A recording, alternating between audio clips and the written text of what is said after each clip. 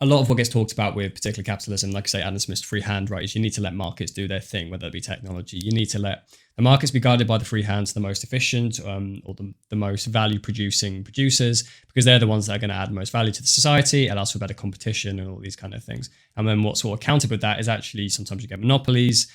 People buy up the resources, and then there's no competition and things like that. But also there's negative externalities that come with certain aspects of capitalism. So just because someone's really creating a lot of value in one aspect, they could be creating that could be a lot of pollution, could be water degradation, could be anything, right? Could be a whole host of things. Could be a phone that's really, really efficient, but it sells your data and things like that. And so there's other concerns around it, right? So regulation or other forms of governing or economy would say that no, you need some regulation to mitigate these things. But then the capitalists would basically say, okay, but you're mitigating a lot of our ability for the free hand to work, essentially. And actually, I did an episode not too long ago in regards to the British rail industry.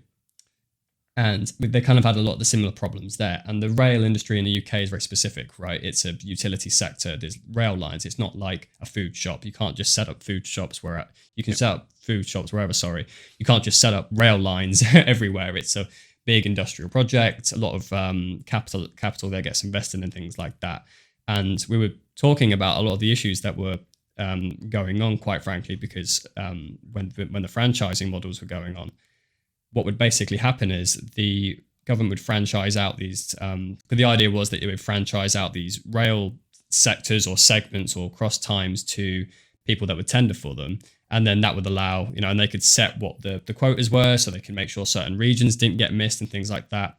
But it still allow market capitalism to work because people could tender and most efficient would come in. The problem is what would actually happen, they put so much regulation on it that actually no one could really make any money on it or anything like that. And so what ended up actually happening is people would just under tender, they would get accepted, and then they would basically go bust, and then the government would have to come in, sort them, or end up having to come to some sort of arrangement. It was in a hyper inefficient situation, and now we've actually moved to a concessionary model where actually the government, essentially post-COVID, is really that they just pay the rail operators basically cost plus for like a certain amount on a markup, essentially.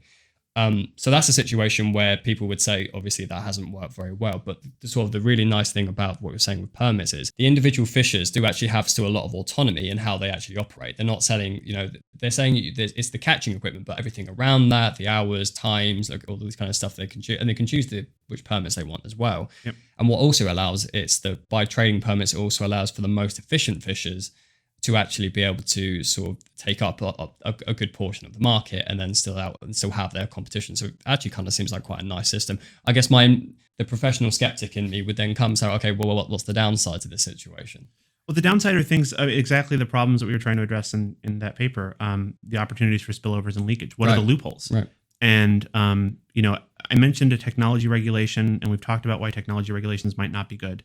So what we're trying to do is say, okay, we've shut the door. What windows just opened that people are going to jump out of?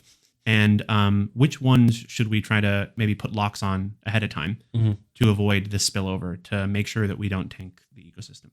So if we've identified a particular fishery that's sensitive, we've regulated that, and we know the avenues for leakage, can we also, in tandem, enact policies to regulate the cap on those other fisheries to avoid these spillovers and these negative externalities?